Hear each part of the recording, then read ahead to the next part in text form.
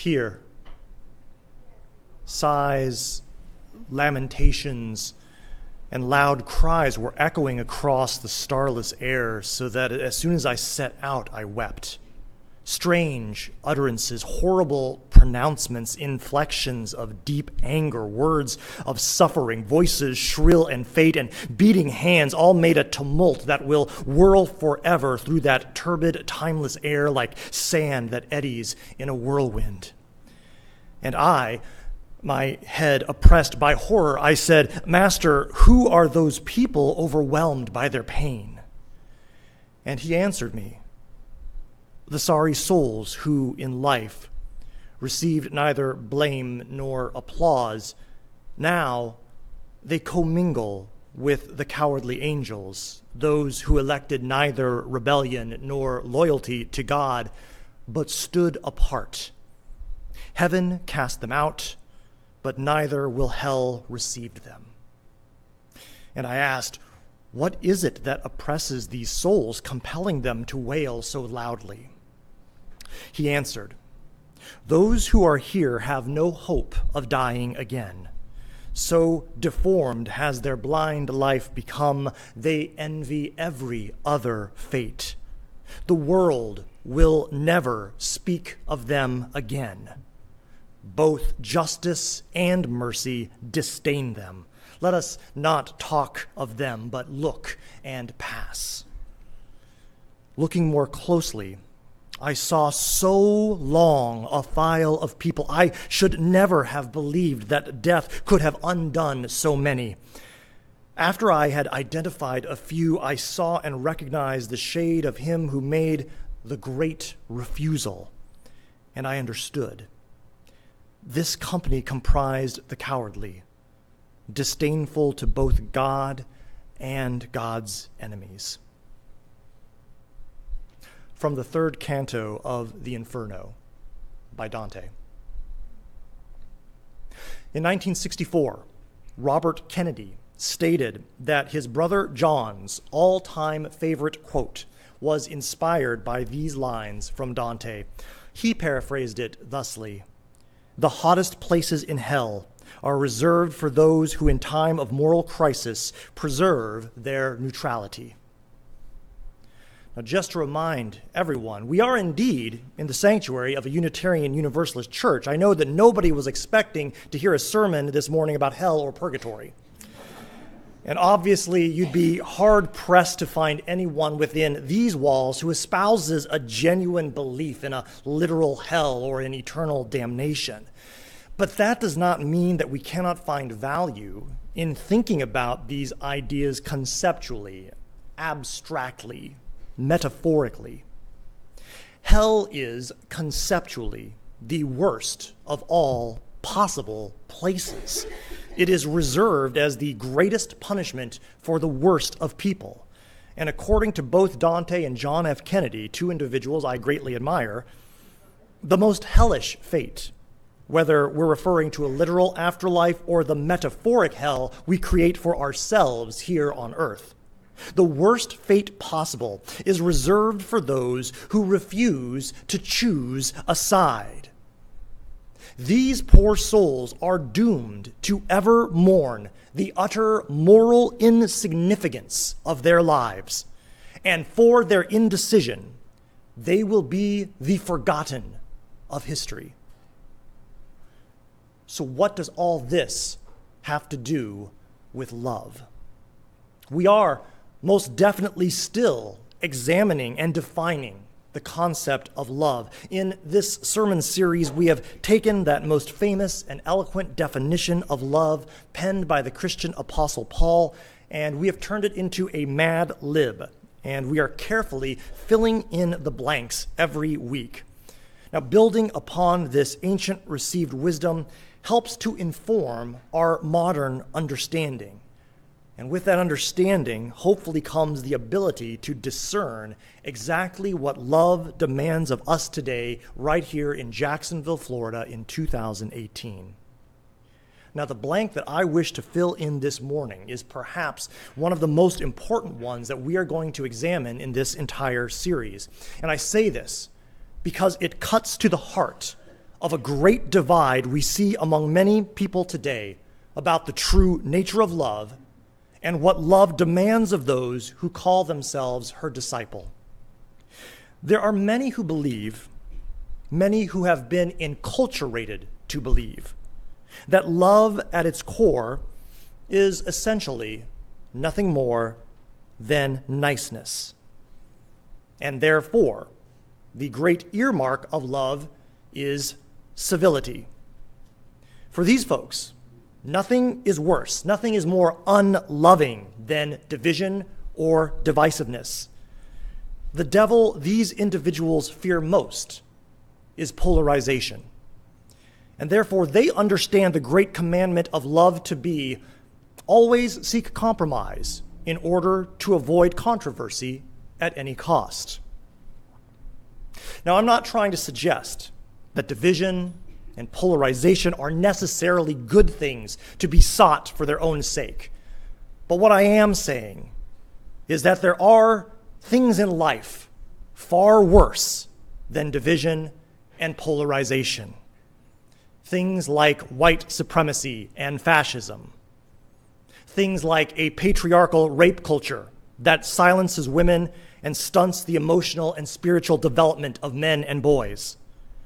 Things like criminalizing poverty and dehumanizing refugees with brown skin. Things like the erasure of transgender people. The greatest threat facing our nation and our people is not division and polarization. Rather, it is broad swaths of the population who are scared of division and polarization and would therefore compromise with evil in order to maintain tranquility and keep the peace.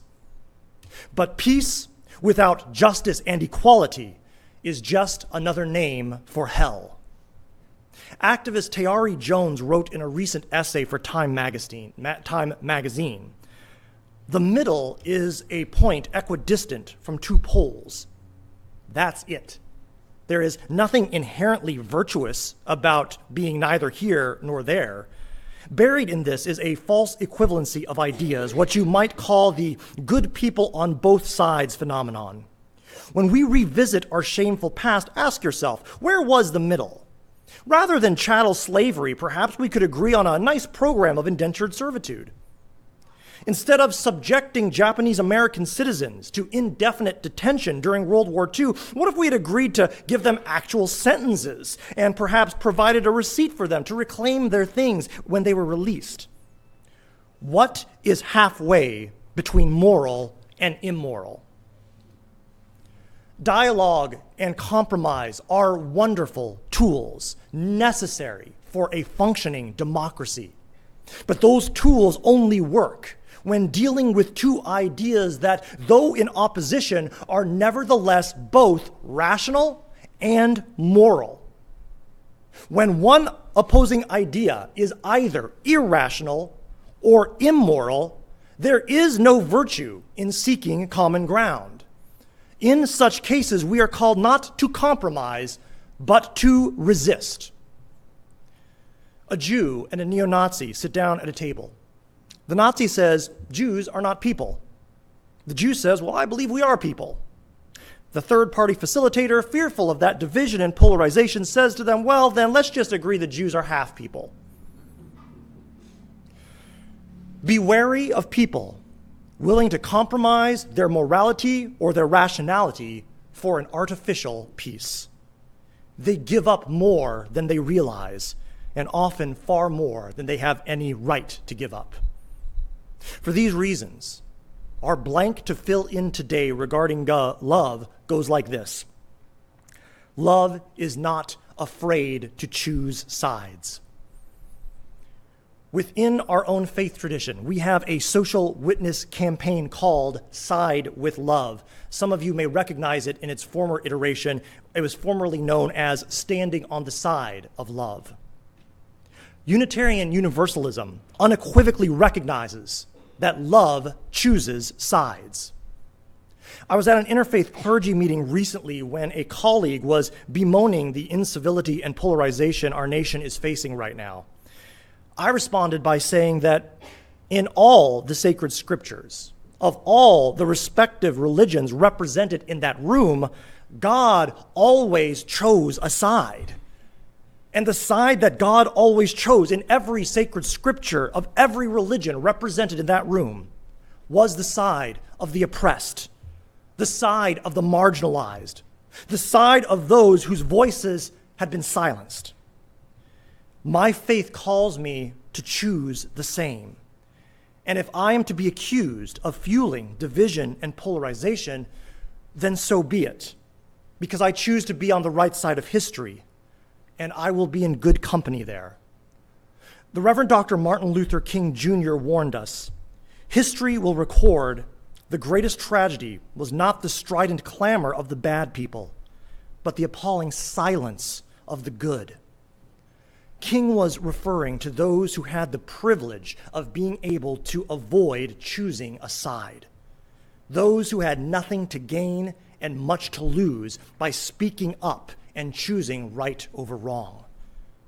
But the Reverend Dr. King, he indeed chose a side. So too did the Reverend Dr. Vernon Johns. It's a bit of a shame that many people are unfamiliar with that name. The Reverend Dr. Vernon Johns was Martin Luther King's immediate predecessor at Dexter Avenue Baptist Church in Montgomery, Alabama. Now, much like MLK, the Reverend Dr. Johns was a brilliant orator and a passionate advocate for social justice and racial justice. Long before anyone had ever heard of Rosa Parks, Johns attempted to sit in the white section of a segregated bus. Before the recognized beginning of the civil rights movement, Johns attempted to order food at an all-white restaurant. He also persuaded and supported black women in his congregation to bring charges against their white rapists. He was so outspoken against white supremacy, even many of his own black parishioners advised him to quiet down. Johns recounted once how he was told by these congregants not to rock the boat. His reply was, "I am a boat rocker." Love calls us to rock the boat. We are called to lift up our voice. We are called to agitate. We are called to disrupt. We are called to resist. We are called to throw sand in the gears of the machine, to ram sticks in the spokes. So to my brothers, my sisters, and my siblings who so far have stood silently on the sidelines in the midst of this pivotal moment in our nation's history, please understand, I am not calling you out. I am calling you in. This is your invitation. Join us on the right side of history. Choose love over hate.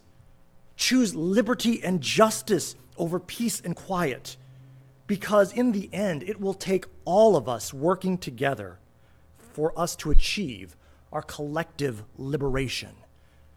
What we are working towards is nothing less than the redemption of the soul of America. And we must not fail. Blessed be.